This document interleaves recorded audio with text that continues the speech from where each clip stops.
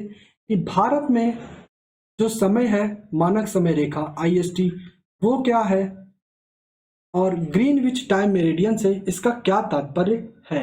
इसी के साथ आप ये भी समझेंगे कि भारत में जो दो समय मानक रेखाओं की बातचीत चल रही है उस पर क्या है, वो क्या है आखिर मुद्दा। पूछा सर एक बात बताइए, अक्षांशों की संख्या 181 होती है या फिर अक्षांशों की संख्या 179 होती है। वास्तव में अक्षांशीय वृत्त है, वास्तव में अक्षांशीय वृत्त है, ये प्रश्न है।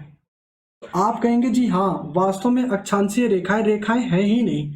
अक्षांशीय रेखाएं तो वास्तव में क्या है, वृत्त। वृत्त क्यों है, क्योंकि जब 3D में देखेंगे तो हमें इसकी ओरिजिनलिटी दिखकर निकल आएगी और हमारी जो पृथ्वी है वो 2D में नहीं है, वो 3D में है। तो 3D में है तो जाहिर सी बात है कि अक्षांशीय रेखाएं।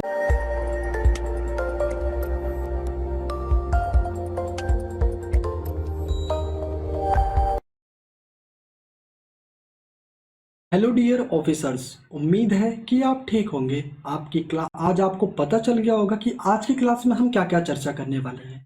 उस क्लास को चर्चा करने से पहले हम समझ लेते हैं कि हमारा जो प्रीवियस होमवर्क था उसका आंसर क्या है।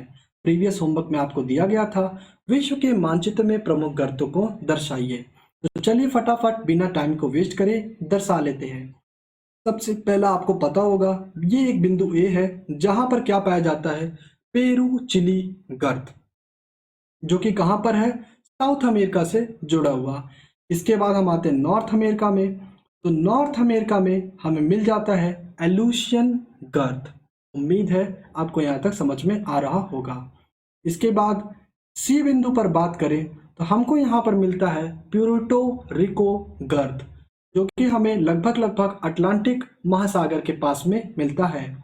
इसके बाद हम बात करें तो हमें प्रशांत महासागर में लगभग आप कह सकते हैं यहाँ पर बिंदु डी पर मिल जाता है मेरियाना गर्त। इसके बारे में हमने विस्तार से चर्चा किया था। इसके बाद हम बात करेंगे बिंदु ई का, जो कि आपके बिंदु डी के कुछ पूर्व में है, सॉरी कुछ पश्चिम में है, यानी कि मेरियाना गर्त के पश्चिम में। यहाँ पर आपको मिलता है फिलीपींस गर्त। और जैसे ही आप थोड़ा सा नीचे और आते हैं यानी दक्षिण की तरफ, आपको यहाँ पर बिंदु एफ पर मिल जाता है जावा गर्त। उम्मीद है आपको इतनी बातें क्लियर होंगी। एक गर्त और पाया जाता है ऑस्ट्रेलिया के पास, जो कि काफी प्रमुख है, लेकिन इसका नाम मुझे आप बताएंगे EFG। जी का नाम आपके ऊपर मैं छोड़ता हूँ। कमेंट सेक्शन में इसका रिप्लाई जरूर करिएगा। अगर आपको नहीं आता है तो मुझसे पूछ लीजिएगा, मैं बता दूंगा, बट रिप्लाई जरूर करिएगा। उम्मीद है आपको यहाँ तक क्लियर। अब चलिए बात करते हैं आज के क्लास की। इससे पहले जो लोग नए हैं यहाँ पर, तो अपने आप को विद्यार्थी समझते हैं, तो यहाँ के फीस पहले आप पे कर दीजिए। वो ये है कि अगर आप यहाँ पर चीज़ों को फ्री में एक्सेस कर रहे हैं, आपको अपने आप को ऑफिसर अभी से मानना पड़ेगा। अगर आप अपने आप को ऑफिसर अभी से मानते हैं तो यकीन मान लीजिए कि आपका सिलेक्शन होने से कोई नहीं रोक सकता, इवन आप भी नहीं। अगर आप अपने आप को ऑफिसर अभी से मानना शुरू करते हैं तो ये नहीं फर्क पड़ता कि आज आपका तैयारी का पहला दिन है कि तैयारी का चौथा या 140वां दिन है, आपको बस अभी से अपने आप को ऑफिसर मानना है। चलिए अब बात करते हैं आज हम क्या पढ़ने वाले हैं। तो अब तक हम लोगों ने पढ़ा था समुद्र विज्ञान के बारे में। समुद्र विज्ञान के बारे में हमने चर्चा किया था कि क्या होती है आपकी ज्वार और भाटा। इसके साथ हमने पढ़ा था महासागरीय जलधाराएं क्या होती हैं। पूरे हमने पढ़ा था महासागरीय जल का नितल का उच्चावच पढ़ा था हमने। इसी के साथ साथ महासागरीय संसाधन, सुनामी इत्यादि के बारे में पढ़ा। अब इस तरीके से हमारा जलवायु विज्ञान लगभग में समाप्त हो जाता है। ध्यान रहे आपने जितना सिलेबस फिनिश कर लिया उसके आधार पर अब आप 60% क्वेश्चंस को टारगेट कर सकते हैं आने वाले प्रीलिम्स में, अगर आप चीज़ों को रिवाइज करते रहते हैं तो पैरेलल में। और 40% आप इसलिए नहीं कर सकते हैं क्योंकि जो क्वेश्चंस होते हैं, क्वेश्चंस के लेवल को थोड़ा सा घुमाया जाता है, क्वेश्चंस को करंट से जोड़कर पूछा जाता है। तो अगर आपको अब ओशिनोग्राफी में मास्टर करते रहना है तो आपको अब करंट अफेयर्स पढ़ना पड़ेगा। करंट अफेयर्स को ध्यान में रखते हुए इस बार से हम लोग वीकली करंट अफेयर्स पे पूरा ध्यान करेंगे। ज्योग्राफी से रिलेटेड खास करके विषयों को हम अवश्य चुनेंगे। जैसे कि अभी पिछले हफ्ते ही प्रवाल और प्रवाल भित्तियों के बारे में चर्चा आई थी, एक रिपोर्ट थी, उसके बारे में विस्तार से किया गया था। तो मैंने सोचा था, लेकिन मैं कुछ कार्यों में बिजी होने के कारण वो क्लास नहीं ले पाया। बट अब अगर आपकी जो क्लासेस है वो कंटिन्यू रहेंगी, तो अब आपको करंट अफेयर्स पे बहुत ध्यान देना है। इसी के साथ आपको पता होना चाहिए कि हमने जो समुद्र विज्ञान में चर्चा की, समुद्र विज्ञान में अभी भी 2 से 4 टॉपिक ऐसे हैं, उनके बारे में हमें अभी विस्तार से चर्चा करनी है, जिनके बारे में हम करेंगे भी, लेकिन भूगोल का एक बार विस्तार से अध्ययन कर लेने के बाद। आज हम शुरुआत करेंगे एक नए सेशन की, जिसका नाम है सेशन नंबर 2। इस सेशन 2 में हम लगभग 10 से 15 वीडियो ऐड करेंगे, जिसमें आप समझ जाएंगे कि जलवायु विज्ञान क्या है, जलवायु विज्ञान क्या है, इसमें हमें किन किन चीज़ों का अध्ययन करना पड़ता है। और इसी के साथ साथ आप जब इस तरह के चीज़ों को अध्ययन कर लेंगे, तो आप प्री में और मेंस में अपने जो क्वेश्चंस के आंसर हैं उनको टारगेट करना भी सीख जाएंगे। तो बिना किसी टाइम को वेस्ट करिए, चलिए शुरुआत करते हैं। ध्यान रहे, आज के क्लास में मैंने 2 कैरेक्टर जोड़े हैं, तो अगर वो अचानक से आ जाते तो आपको परेशान नहीं होना है। एक का नाम है सोचू सिंह, एक का नाम है थिंकू सिंह। सोचू सिंह और थिंकू सिंह आपसे आपके सामने मुझसे या आपसे कुछ ऐसा प्रश्न पूछेंगे जो वास्तव में यूपीएससी के लिए या आपके माइंड के लिए काफ़ी महत्वपूर्ण है। उनके प्रश्नों को ध्यान में रखते हुए मैंने पीपीटी को भी तैयार किया है, जिससे उनके प्रश्नों का भी उत्तर मिल सके। अगर आपके मन में भी कोई ऐसा प्रश्न आता है, तो आप सोचू सिंह को प्रोवाइड कर दीजिएगा क्वेश्चन। अब से हमारे टीम मेंबर नहीं, बल्कि सोचू सिंह और क्या नाम है इनका, थिंकू सिंह, ये दोनों जो है आपके क्वेश्चंस को टारगेट करेंगे। चलिए बात करते हैं अक्षांश और देशांतर रेखाओं की। अक्षांश और देशांतर रेखाओं में हमें ये समझना है सबसे पहले कि इनका तात्पर्य क्या होता है, यानी कि अक्षांश और देशांतर रेखाएं क्या होती हैं। इसके बाद हम समझेंगे कि इनका महत्व क्या होता है। इसके बाद हम समझेंगे, इसी क्रम को बढ़ाते हुए, कि ये तापमान को किस प्रकार से निर्धारित करती हैं।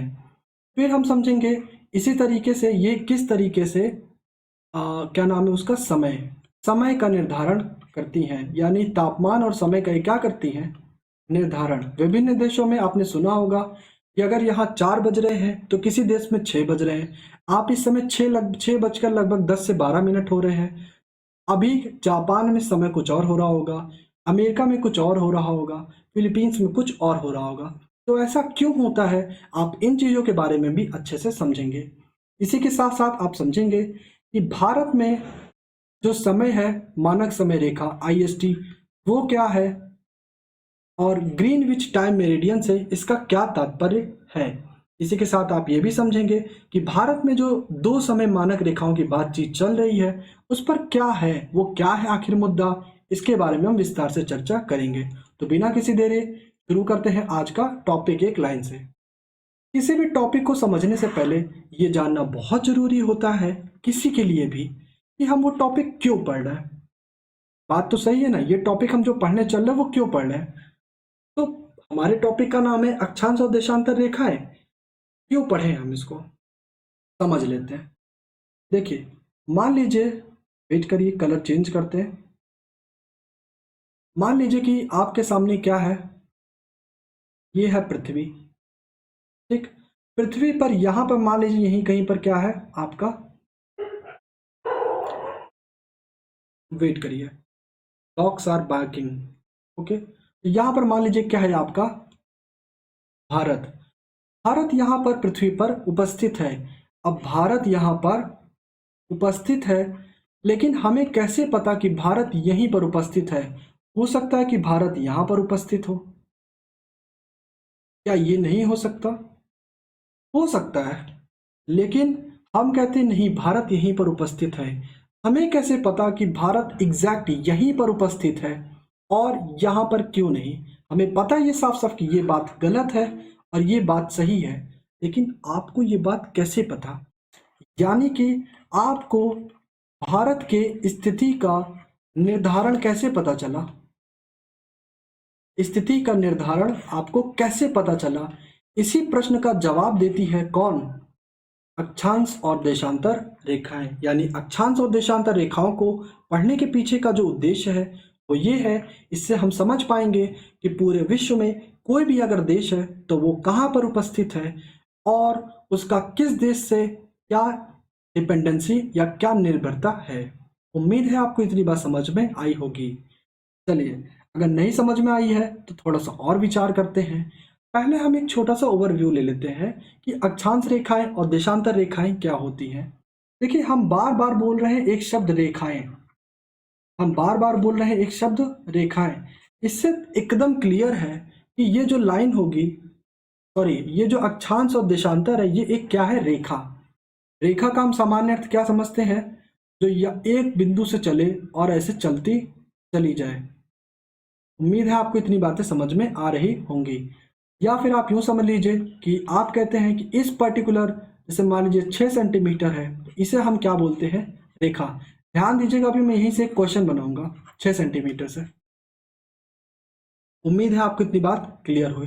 क्या है 6 सेंटीमीटर। अब हमें समझना है कि पृथ्वी पर हमें क्या करना है। पृथ्वी पर हमने आपको बताया कि यहाँ पर क्या है आपका, वे थोड़ा सा गड़बड़ हो गया, बट ठीक है, आप मैनेज कर लीजिए। यहाँ पर क्या है आपका, भारत। प्रश्न यही उठा था कि सर हमें कैसे पता चला भारत यहाँ पर है। तो हमने आपसे कहा कि ऐसा है कि यहाँ पर एक क्या पाई जाती है, 0 डिग्री की एक रेखा। 0 डिग्री की एक रेखा, इसी को अभी हम आधार बनाते हुए चीजें चर्चा करेंगे। प्रश्न उठा कि सर आपको कैसे पता यहाँ पर एक 0 डिग्री की रेखा है। तो हमने कहा कि ऐसा है, देखिए जो भूगोल वेत्ता लोग हैं उन्होंने कई सारे विचार विमर्श किए। उन्होंने देखा कि अगर हमें भूगोल में किसी भी प्रदेश की स्थिति को समझना है तो हमें कुछ रेखाओं को जो है अपने रूप में मानना पड़ेगा। यानी एक चीज क्लियर हो गया कि जो आपकी देशांतर रेखाएं या फिर अक्षांश रेखाएं हैं, इनको माना गया है। यानी ये कैसी रेखाएं हैं, ये एक काल्पनिक रेखाएं हैं। अगर किसी के मन में प्रश्न उठता है सर नहीं ये काल्पनिक रेखाएं नहीं है, ये पृथ्वी पर उपस्थित है या हम पृथ्वी पर इन्हें ला सकते हैं, तो मेरा आपसे एक सवाल है, इतनी ऊंचा वक्ष है पृथ्वी पर, कहीं पर पठार है तो कहीं पर मेरियाना गर्त जैसे जो है आपके गर्त देखने को मिलते हैं, कहीं पर आपको माउंट एवरेस्ट जैसे ऊंचाइयों देखने को मिलती है, तो कहीं पर आपको सिर्फ महासागर या मैदान देखने को मिलता है। ऐसी स्थिति में आप एक तरह की रेखा को कैसे मेंटेन कर सकते हैं। अगर आपको लगता है कि आप कर सकते हैं तो इसका उत्तर है जी हाँ, आप कर सकते हैं, लेकिन आप डिजिटली कर सकते हैं, आप रियल में इसको नहीं कर सकते हैं। यानी कि अगेन वो किस में आ जाएगा, काल्पनिक रेखा में। तो याद रहे, जब भी आप अक्षांश रेखाओं और देशांतर रेखाओं की बात करेंगे तो वे काल्पनिक रेखा है। मन में चल रहा होगा सर ये सब समझ में आ गया, बस ये बता दीजिए अक्षांश रेखा और देशांतर रेखाएं क्या है। तो थोड़ा सा आपको पेशेंस करना है। पेशेंस किया है आपने तो चलिए बता देते हैं। देखिए, हमने क्या किया कि जो पृथ्वी है हमारी, हमने क्या किया, जो हमारी पृथ्वी है, इस पृथ्वी पर हमने क्या किया, क्षैतिज रेखाएं खींच दी। क्या की, क्षैतिज रेखाएं खींच दी। अभी हम कारण नहीं समझेंगे कि हमने क्षैतिज रेखाएं क्यों खींचे, ध्यान से सुनिए। अभी हम समझ रहे हैं कि हमने क्या किया, पृथ्वी पर इस तरीके से, तो आपको दिख रहा है क्षैतिज रेखाएं खींच दी। आपके मन में प्रश्न होगा सर क्षैतिज रेखाएं क्या होती हैं। ये जो लेटी लेटी आप ऐसे देखते हैं ना लाइंस, इन्हीं को बोलते हैं क्षैतिज रेखा। आप लेट जाइए तो आप हो जाएंगे क्षैतिज रेखा में, आप खड़े हो जाइए आप हो जाएंगे ऊर्ध्वाधर रेखा में या फिर लंबवत रेखा में। उम्मीद है आपको क्षैतिज में समझ में आया। क्षैतिज कुछ नहीं है, आप जो है लेट जाइए, जब आप सोते हैं तो आप क्षैतिज में होते हैं, हॉरिजॉन्टल जिसको इंग्लिश में बोलते हैं, और जब आप खड़े होते हैं तो उसे लंबवत या ऊर्ध्वाधर बोलते हैं, यानी वर्टिकल। जब हम क्षैतिज रेखाएं खींच देते हैं तो इन्हीं को हम बोलते हैं अक्षांशीय रेखाएं। क्या बोलते हैं, अक्षांशीय रेखाएं। उम्मीद है आपको इतनी बात क्लियर हो गई होगी। अभी आपको डिटेल में नहीं समझना, सिर्फ इतना समझ लीजिए कि इसे ही हम क्या बोलते हैं, क्षैतिज रेखाएं। आगे जब हम चलते हैं, जब हमने क्या किया, इनको वर्टिकल यानी कि ऊर्ध्वाधर या फिर लंबवत रेखा हम खींचते हैं। कौन सी, लंबवत रेखा। तो ऐसी परिस्थिति में हम इन्हें बोलते हैं देशांतरीय रेखाएं। क्या बोलते हैं, देशांतरीय रेखाएं।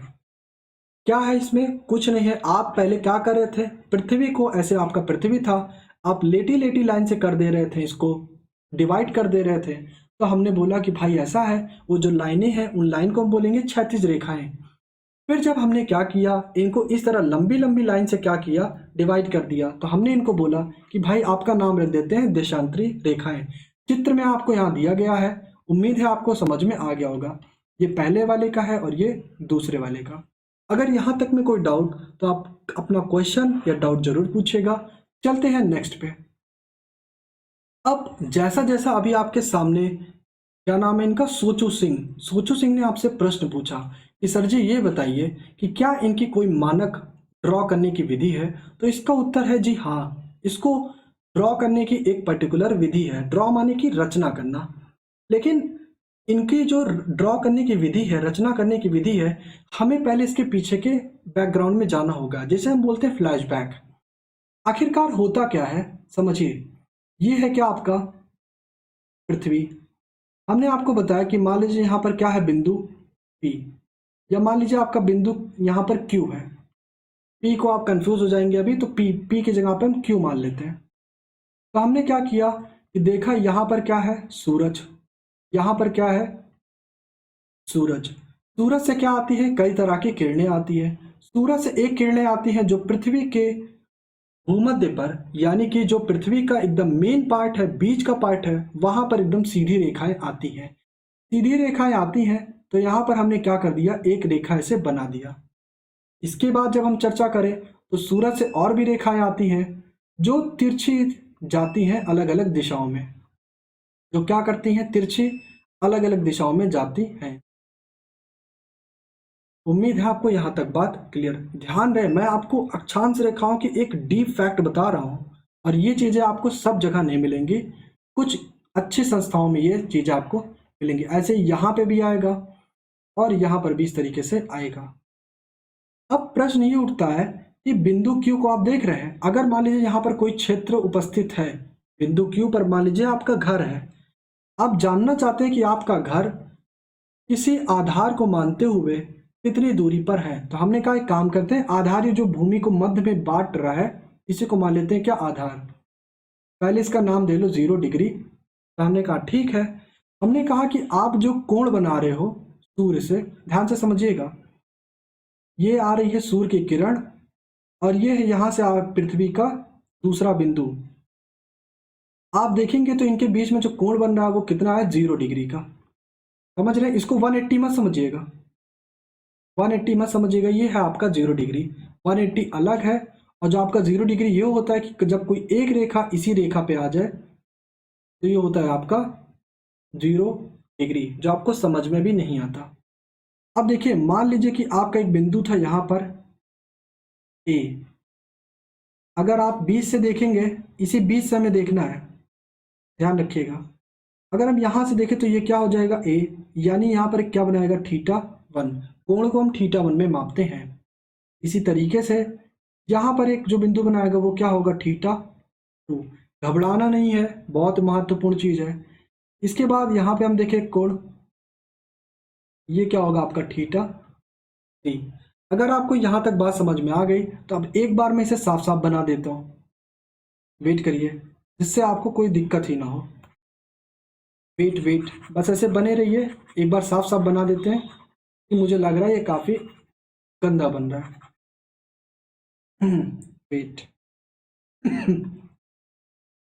देखिए, हमने क्या माना, ये क्या है आपका पृथ्वी, और ये है आपका 0 डिग्री।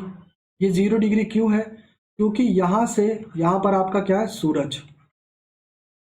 सूरज से क्या आई, किरणें आई, और किरणों का मापन जब हम इस बिंदु से करते हैं तो इस बिंदु पर हम पाते हैं कि 0 डिग्री है। अगर आप यहां नहीं समझ पाए तो थोड़ा ऐसे मानिए कि सूर्य की किरण कहां पर आई, इस बिंदु ए पर। बिंदु को क्या मान लीजिए, ए। अगर इस बिंदु ए पर आती है तो अगर हम इस बिंदु से देखें, इसको मान लीजिए बिंदु ओ, तो यहां पर आप पाएंगे कि कितने डिग्री का कोण बना रही है, इसको मान लीजिए θ1। ये 10 डिग्री, 20 डिग्री, 30 डिग्री कुछ भी हो सकता है। सेम इसी तरीके से आप मान लीजिए आप कहां पर है, एक सूर्य की किरण कहां पे आ रही है, इस बिंदु पर, इसको आप मान लीजिए बिंदु बी। और यहाँ पर आप देखिए, ये जो आपका कोण बना रहा है ये कितना बना रहा है, ये हो गया आपका θ2। थोड़ा सा आपको गड़बड़ लग सकता है मतलब फिगर में कि फिगर इतना टफ टफ होते जा रहा है, बट परेशान नहीं होना है, ये काफ़ी अच्छी चीज़ है जो आपसे सोचू सिंह ने पूछी है। आप देखेंगे कि ये θ1 और θ2 बन रहा है। अगर इसी फिगर को हम थोड़ा सा क्या करें, अगर इस फिगर को हमने 0 डिग्री तो माना है, अगर इस फिगर को हम मान लें कि यहाँ पर आपका क्या है, बिंदु बी पर घर। आपने देखा बिंदु बी पर आपका क्या है, घर। और हमें क्या करना है, एक रेखा को दूसरे छोर तक मिलाना है। यानी कि मान लीजिए यहाँ पर एक क्या है, बिंदु सी, वो भी वहां जो कोड यहाँ पर बनेगा सेम वही कोड लगभग यहाँ पर भी बनेगा। तो अगर हम इन रेखाओं को मिला दें, अगर हम इन रेखाओं को क्या कर दें, मिला दें, तो ऐसी परिस्थिति में ये आपका क्या बन जाएगा, कौन सी रेखा, अक्षांश रेखा। घबराना नहीं है आपको, मैं मानता हूँ थोड़ा सा टफ ले जा रहा हूँ, लेकिन परेशान नहीं होना है। तो ये क्या हो गई आपकी अक्षांश रेखा। अब बात समझ पाए मैंने क्या किया, ध्यान से समझिएगा। सोचू सिंह ने पूछा सर क्या कोई दिशा का महत्व है। आप ध्यान से देखिए मैं कहाँ गया, बिंदु बी से सी गया, इस सी से बी गया। ध्यान से समझिए, हमारा आधार कौन है। देखिए सबसे बड़ा प्रश्न ये होता है कि आपका आधार कौन होगा, तो आधार होगा आपका सूर्य की किरण। सूर्य की किरण, और सूर्य की किरण कहाँ से कहाँ चलती हैं, सूर्य की किरण चलती हैं पूर्व से पश्चिम। कहाँ चलती हैं, पूर्व से पश्चिम। यानी कि जब आप पूर्व से पश्चिम जा रहे हैं, इसी तरीके से आपका जो किरण है वो भी क्या करेगा, पूर्व से पश्चिम की ओर जाएगा। और अक्षांश रेखाएं भी इसी तरीके से क्या होंगी, निर्मित होंगी। यानी आप कह देंगे साफ साफ कि अगर हम अक्षांश रेखाओं की बात करें, अक्षांश रेखाओं की बात करते हैं, तो ऐसी परिस्थिति में हम एक चीज कहेंगे कि जब भी आप क्या बनाइए, अक्षांश रेखाओं को बनाइए तो इस तरीके से बनाइए। ये हो गया आपका 0 डिग्री, ये मान लीजिए आपका हो गया वेट, ये हो गया आपका 10 डिग्री, ये हो गया आपका मान लीजिए 70 डिग्री। यहाँ पर भी आप इसी तरीके से मान लीजिए है आपका 10 डिग्री और ये है आपका मान लीजिए 80 डिग्री। तो इससे एक चीज क्लियर हो गई कि अगर अक्षांश रेखाओं में देखें तो अक्षांश रेखाओं में पूर्व से पश्चिम की ओर ही बनाना है। यानी मानक जो तरीका है वो यही है, क्या, पूर्व से पश्चिम की ओर। और आप यकीन नहीं मानेंगे, आप मेरे साथ थोड़ा सा समय दिए इसलिए आप ये बात सीख पाए, अन्यथा बहुत सारे ऐसे विद्यार्थी हैं जो इसमें बहुत कंफ्यूज रहते हैं। अगला जो प्रश्न होता है सर, अक्षांश रेखाओं के लिए तो हो गया, अब मुझे बताइए देशांतरी रेखाओं के लिए क्या होगा। देशांतरीय रेखाओं के लिए क्या होगा, तो देखिए इसके लिए भी बड़ा सिंपल सा कॉन्सेप्ट है। आपको पता होगा कि पृथ्वी के अंदर एक क्या है, उल्टा चुंबक रखा माना जाता है। और जो पृथ्वी से जो चुंबकीय रेखाएं निकलती है वो ये आपका नॉर्थ है और ये है आपका साउथ। तो पृथ्वी से जो चुंबक रेखाएं निकलती हैं वो क्या करती हैं, नॉर्थ से साउथ की ओर इस तरीके से जाती हैं।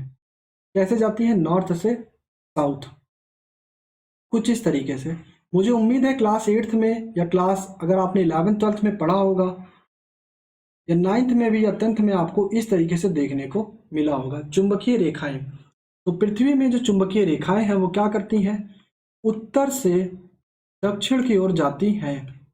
तो सामान्यता क्या किया गया था, इसको प्रारंभ में यही कर दिया गया, यही आपका मानक रूल सेट कर दिया गया कि जब भी आप लंबवत रेखा खींचेंगे तो उत्तर से दक्षिण की ओर खींचेंगे।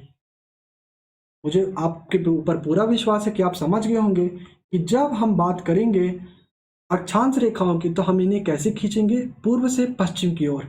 जब हम बात करेंगे देशांतर रेखाओं की तो देशांतरीय रेखाओं में हम कहाँ से खींचेंगे, उत्तर से दक्षिण की ओर।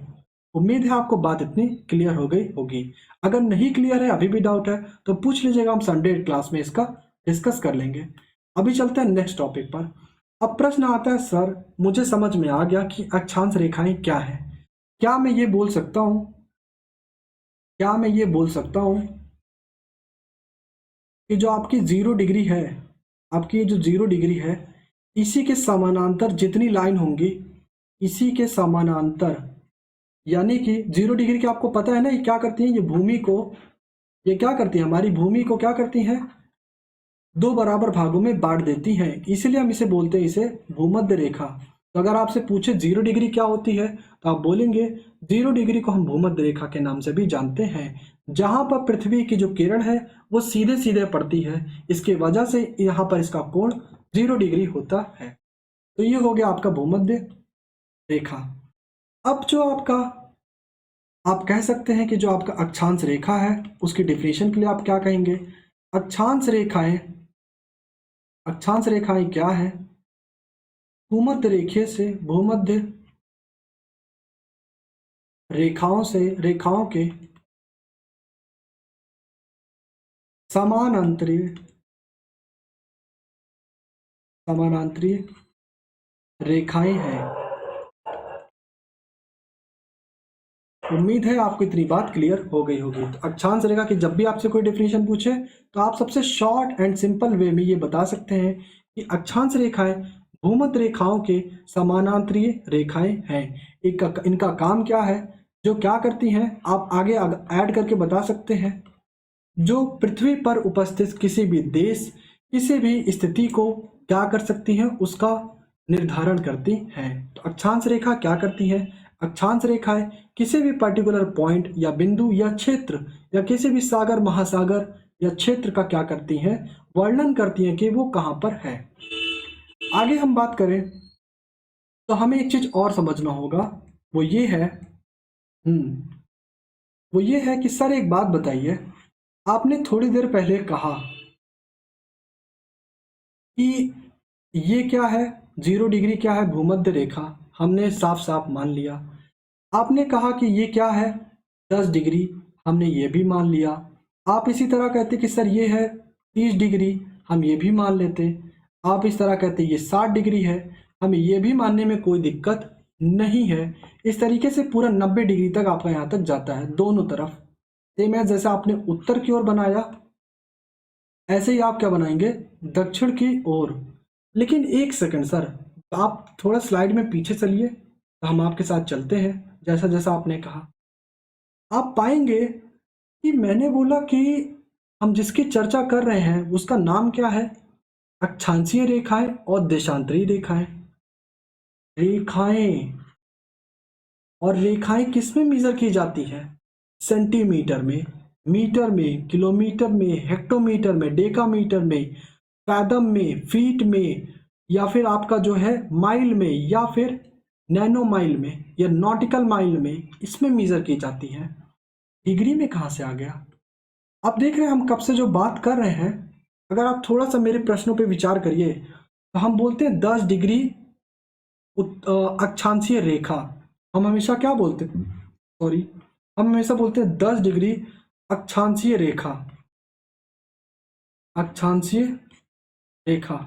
एक बात बताइए, आप रेखा भी कह रहे हो और 10 डिग्री भी कह रहे हो, क्या मतलब है इसका, इसका मतलब क्या है, क्या रेखा डिग्री है, अगर डिग्री है तो रेखा क्यों बोल रहे हो, और अगर रेखा है तो सेंटीमीटर या मीटर या फैदम या कुछ ऐसा क्यों नहीं बोल रहे हो।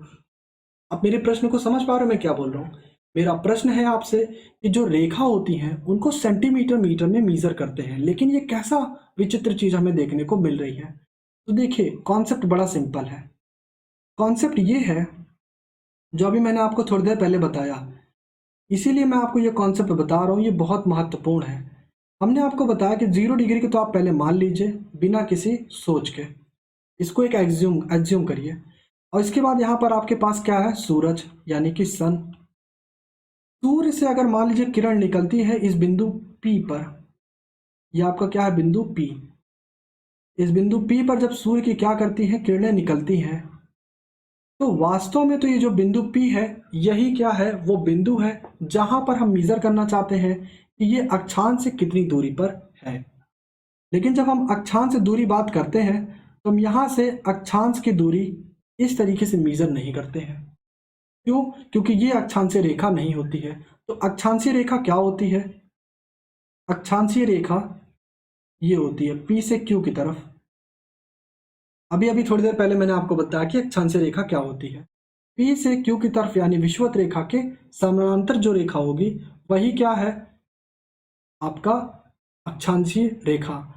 तो ऐसे में आप मान लीजिए कि ये जो कोण है आपका कितना है, 60 डिग्री। एक सेकंड के लिए यहाँ पे कितना डिग्री बन रहा है, 60 डिग्री।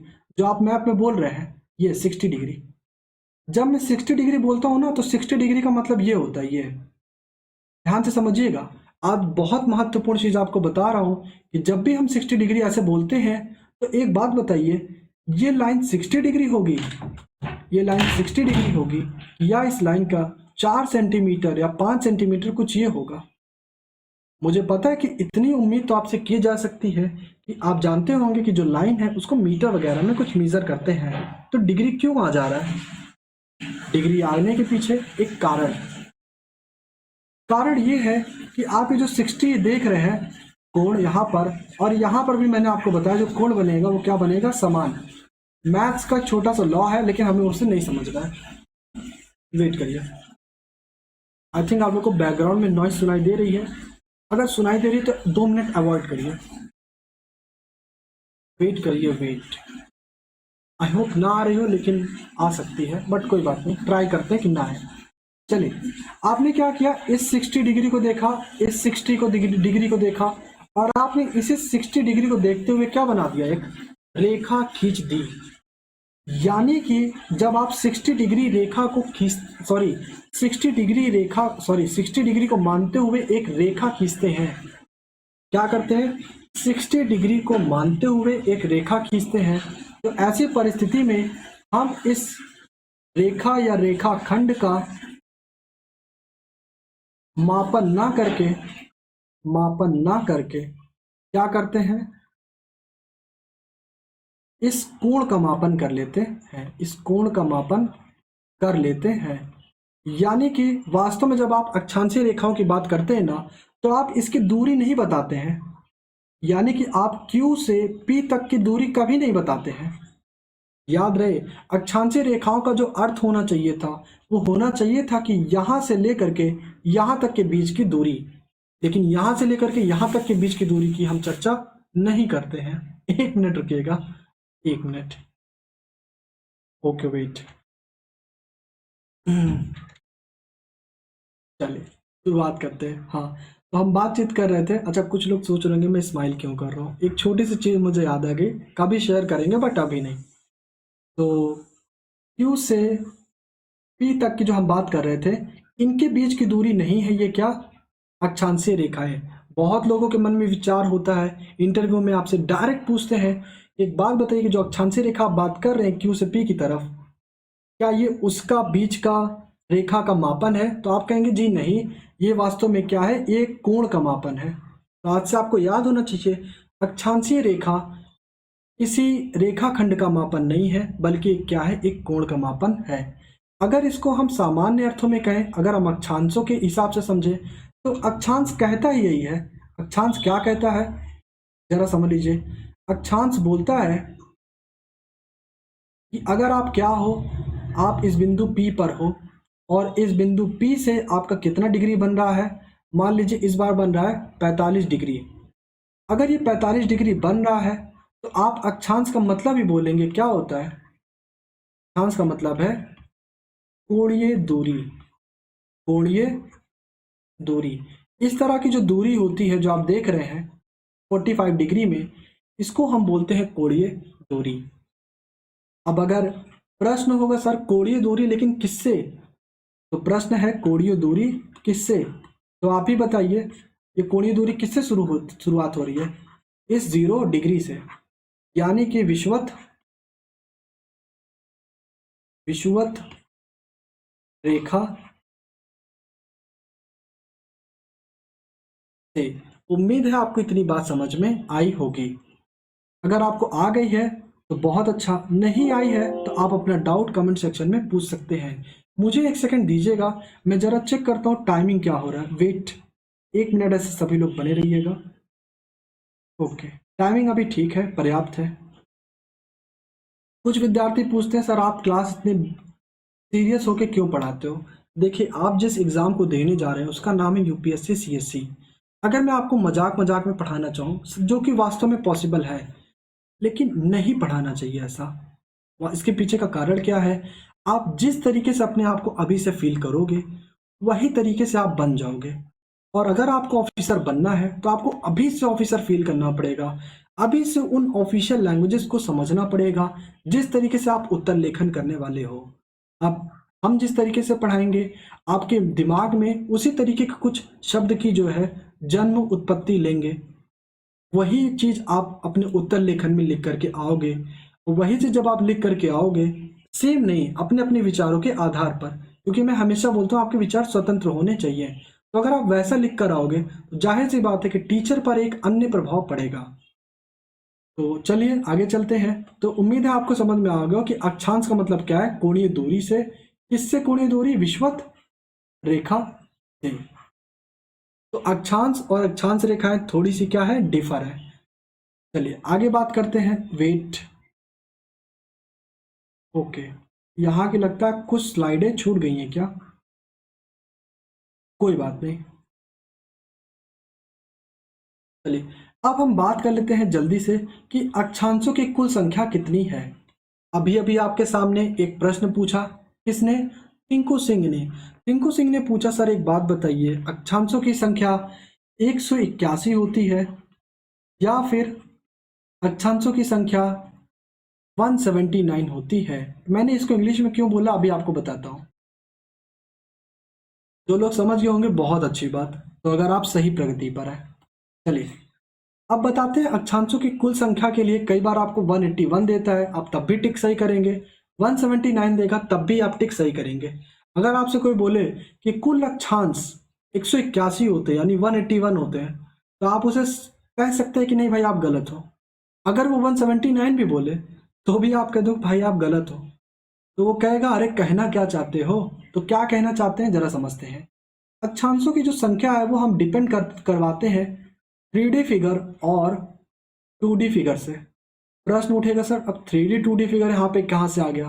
देखिए आपको पता है कि जो पूरा आपका पृथ्वी है, पृथ्वी को हम अपने कागज पर नहीं ला करके रख सकते हैं, ना ही समझ सकते हैं। तो इसे हम समझ कहाँ सकते हैं? ग्लोब के माध्यम से। तो हम दो रूप में चर्चा करेंगे, किस पर? एक करेंगे ग्लोब पर और दूसरा करेंगे हम, क्या नाम है इसका, मैप। दूसरा हम करेंगे 2D पे मैप, यानी कि इसको हम बोलते हैं मानचित्र। इससे आपको एक स्पष्ट क्लियर हो जाता है। और वो कॉन्सेप्ट क्या है कि जितने जितने हम अपने कॉपी पेज पे कुछ भी बनाते हैं वो हमारा क्या होता है, सामान्य रूप से 2D फिगर। और जो भी हम वस्तु देखते हैं वो क्या होती है, जनरली 3D फिगर। 3D का मतलब एक होता है कि ऊंचाई अगर उसमें हम बढ़ा दें, गहरापन हम उसमें बढ़ा दें, तो वो अपने आप क्या हो जाएगा, 3D। अगर हम नहीं बढ़ा पाते तो वो क्या हो जाएगा, 2D। जैसे आपका मानचित्र क्या होता है, 2D, जबकि ग्लोब क्या होता है, 3D। जैसे वेट करिए, ऐसे रुकिए मैं आपको दिखाता हूँ। आप देखिए, आप जैसे यहाँ पर एक मानचित्र देख पा रहे होंगे, अगर आपको ठीक ठाक दिख रहा है तो इस मानचित्र में आप देखेंगे आपको बहुत सारे इलाके दिख रहे होंगे, लेकिन इन इलाकों को हम उभरा करके नहीं देख पा रहे हैं, इसलिए क्या है, 2D। अगर इन इलाकों को हम थोड़ा उभरा करके देखेंगे, जैसे कि ग्लोब में देख पाते हैं, या फिर हम उसकी संरचना बना लें, तो वो क्या हो जाएगा, 3D। तो 3D और 2D में आपको कभी कंफ्यूज नहीं होना है। आगे चलते हैं कि जब हम 3D में बात करेंगे तब क्या होगा, 2D में बात करेंगे तब क्या होगा। ध्यान से समझिएगा, मैं आपको रेड पेन से समझा देता हूँ। अभी हम पहले 3D की बात करते हैं। 3D को देखिए, ये रेड पेन में चला रहा हूँ, पहले वाले फिगर में ध्यान से देखिए। ये रहा आपका एक रेखा, एक रेखा आपकी ये रही, ये जो आप देख रहे हैं। इनमें से एक को मान लीजिए 0 डिग्री, मैंने मान लिया कि ये वाली क्या है, 0 डिग्री। अब आप क्या कर रहे हैं, 0 डिग्री से आप कहाँ जा रहे हैं, ऊपर वाले की साइड को हम बोलते हैं ध्रुव, और नीचे वाले की साइड को भी हम क्या बोलते हैं, ध्रुव। ये हम ध्रुवों की तरफ जा रहे हैं।